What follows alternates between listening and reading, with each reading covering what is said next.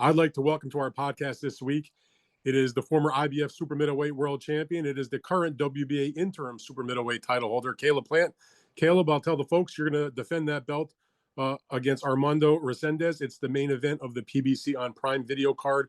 It will take place on May 31st at the Mandalay Bay in Las Vegas. Welcome to the show. Thank you very much for doing this, Caleb. Yes, sir. Thank you for having me. It's always a pleasure to talk to you.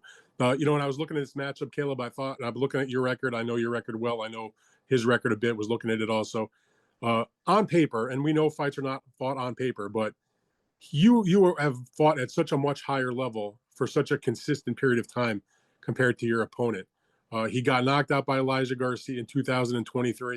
He's only had the one fight since then, a 6-rounder against a 5-2 opponent that was earlier this year. So when you look at the opponent and you assess him, you study for him, what do you know about him and how do you approach that type of opponent? He's moved up to 68 and he does have him a win there.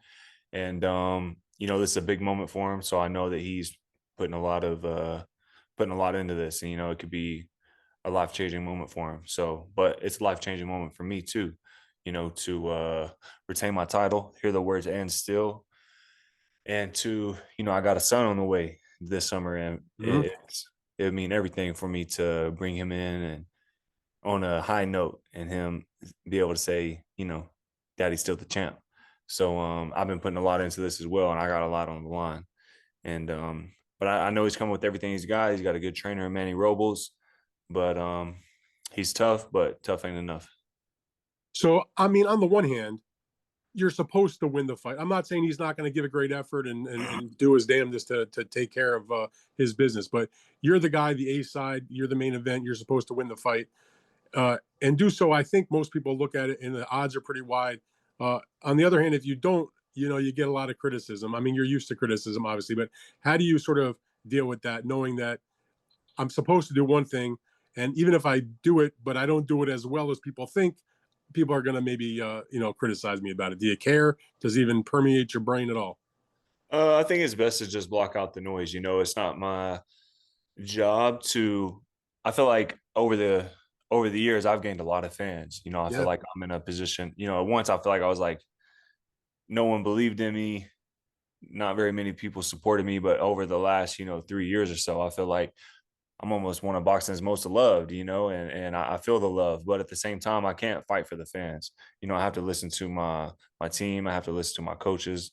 And as you well know, boxing is not a popularity contest. And I feel like a lot of fans these days, it's like if they don't have the biggest social media following, if they maybe haven't heard of the guy, or if he's not, some A-plus superstar, then he's a bum and he's not even supposed to touch you. It's just supposed to be like heavy bag work for you. And as you said, fights aren't won on paper. They're won in the ring. And people try to say the same thing about Trevor McCumbee. And even though I handled that in fashion, and I feel like he only had a couple moments, it's like they try to make it seem like the same thing with Trevor McCumbee. And so I've been through that with Trevor, and I don't need to listen to the fans. I'm going to go in there and do what I do. He's going to try his damnedest. And but I'm going to get the job done regardless. I'm going to get my hand raised. And I plan on it being in fashion, but regardless, no matter what happens, we're going to hear the words "and still." You mentioned about now being over the last few years becoming more of a beloved fighter, less hate, so to speak. I think I know the reason why that is. Why do you think that is? I'll tell you why I think it is. Okay. Because you're fighting the best guys. You're not ducking David Benavidez. You're not ducking Canelo Alvarez. Even when you fight Canelo, you give a great effort. You win some rounds. You have, you didn't win, but you had a hell of a fight. You fought, a lot of quality opponents. You went in there and you fought Darrell and you fought, Truax. I mean, championship level fighters consistently. Scotty. Him too. Yeah. I mean, coming up, that was always my goal. I feel like a lot of fighters talk about it, but they ain't always about that action. Like I have a quote that's been floating around where, the number one goal is to stay undefeated, right? But if that comes at the cost and at the price of never facing the best, then what much does that mean, And that's coming from a true competitor who hates losing more than he likes winning. And but I really want to test my skills against the best. And if you want your name in that big book, if you want legacy, then you got to fight the best. And one thing my dad would always say is, some fighters worry about money, some fighters worry about legacy, but the legacy fights are the big money fights. Yep. That's where you get the big money, is in the legacy fights. So when you look at the card, okay, you're the main event and you're taking on Resendiz. We know he's going to come in hungry. He wants to grab that belt from you and everything else. But we also know that part of this event is the fact that you have in the co-feature Jamal Charlo taking on Thomas Lamana, and PBC has not been shy when they announced the fight between you and Resendiz and Charlo against Lamana. They made a point, says, listen, if our main guys, meaning yourself and Charlo, are the winners, we're going to make a fight between those two guys as a big fight later this year. So how do you sort of focus on your opponent, but also know that Charlo looms in the future? Just worry about right now. Focus on right now. The world is always trying to get you to, and I'm not saying you personally, because you're just asking the question, but the world is always like, well, what about Charlo? What about Charlo? And I feel like if you haven't been a high level athlete, you may not understand. And again, I'm not talking to you. Well, I'm not a high level athlete, so don't worry about that. but you've been around the sport. That you're a true I got connoisseur of the sport, so you understand that, like, the amount of mental focus it takes, regardless of who's across from you, and so it's just to block out all the noise and focus on one fight at a time. I'm sure you've been around boxing long enough. This ain't the first card where they put one guy as the main event, one guy as the co-main, and the winner, they get to face each other. But we know that this fight with you and Charlo has been festering for a while. You guys have both called each other out. I mean, you're going to be around each other in the Mandalay Bay during the fight week. How much, again, I know you got to take care of your business, but you're also a professional, and I know that you're able to focus. So you're capable of talking about two things at once. How much do you want that fight, though, down the road this year? I mean, I know you've wanted it for a while. Yeah, I wanted enough that, I'm looking for the biggest test. And Munguia was busy with Bruno. Canelo was busy with Skull. Edgar Berlanga is part of the witness protection program when it comes to me, I guess. And, I've been begging for that fight, asking for that fight, and not much interest in it. So this was like the fastest way for me to get to a big fight that I want. But Charlo needed a fight to get busy, get active.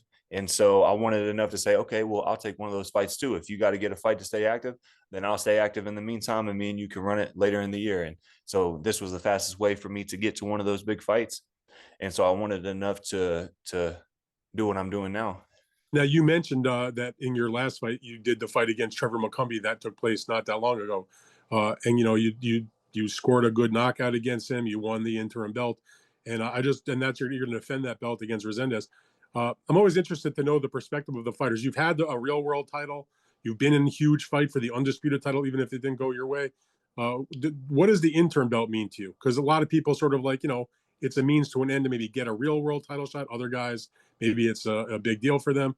Tell me your for me, it's just the means to get to a world title.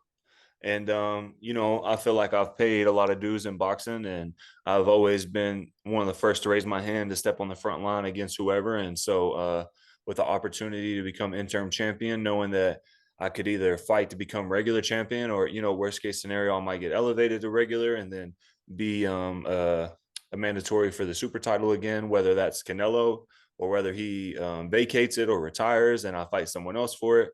So it just puts me a step closer to becoming either two-time world champ by being elevated to regular, or really, becoming a super champ again by, me being in the position I'm in. So the interim belt, obviously I'm grateful to have another strap, but it's all about getting world titles, Yeah, no doubt. And Canelo obviously is the undisputed champion. He just regained that status recently with his win against William Skull. Not the most crowd pleasing fight. He got stripped of the IBF title. He won it back. I wonder if you paid attention to that. You now actually, as the interim champion, you are in a position to be potentially his mandatory again. I know I have to believe you'd want that rematch eventually. Who knows if he'd want to do it, but it doesn't really seem to me, you tell me if you agree, that Canelo, frankly, hasn't really looked the same since I think he may have reached his peak of his career against you. And ever since then, it's, he's been winning. He lost to Bivol, but in super middleweight weight class, he's won, but nothing spectacular in those performances. What's your take on where he's at as the champ of the division? Yeah, I mean, some of those fights may be just not the best stylistic matchups. I kind of figured what happened with the Skull fight was going to happen because he's a Cuban and I've seen how he fights before. And I've heard Canelo say like, I don't really like facing guys who move a lot.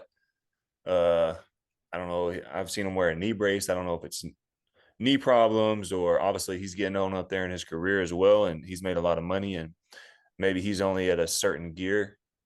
He's only able to push to a certain gear. Right now, I'm not sure, but either way, I feel like he was at his peak when we fought, for undisputed, and that was a big accomplishment by him. And obviously, I was disappointed, but I got right back to the drawing board, and took that experience with me. And I didn't want to come back in just any fight. I wanted to show the world like I belong here. So that's why I wanted to fight, two-time world champ Anthony Durrell, and I put on a great showing. And I've been able to take all the experience from these big fights into the next one. So, but yeah, as far as Canelo, I feel like maybe just a bad stylistic matchup. I feel like him and Terrence will be a much more back and forth, exciting fight because Yeah, I hard, feel like hard. the styles match up better. I'm 100% agree with you about that. You mentioned earlier, by the way, Caleb, that you and Jordan, your wife, have a child on the way, a son coming. I know you have a young daughter. Yeah. I see your social media posts and the stuff you show off about you and your wife and your family, and it's a little bit different, I guess, than when you're not married, you don't have kids, and so as you go through your career, I wonder if is now having the family, having one child, having another on the way, does it in any way change your approach to anything about boxing, with the way you do the training camp, the how often you want to fight, your mentality going into it, your motivation? Yeah. Well, definitely adds motivation, just to, and I've said this in other interviews, this camp, we tell our kids what to do, but we don't always show them firsthand. And kids don't listen to what we say. They listen to what we do. And so just showing my kids what hard work looks like firsthand. And if you have a dream, even if nobody else believes in it, sticking to your guns. If it's in your heart, you got to follow it. And even if you fall short, you got to get up, dust yourself off. That's no reason to quit.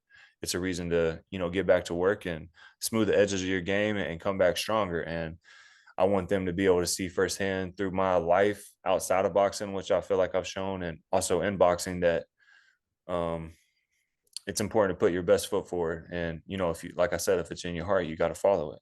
And so motivation with that. And then as far as my approach, I feel like I'm really what's the word?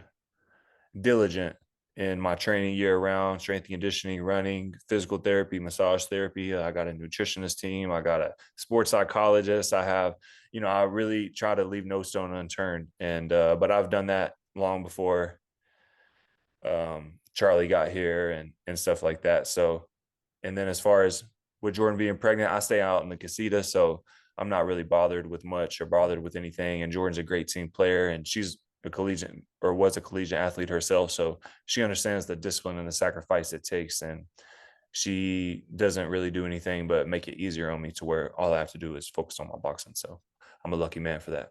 I would say sounds like a great setup. Caleb, I appreciate your time today. I wish you the best of luck.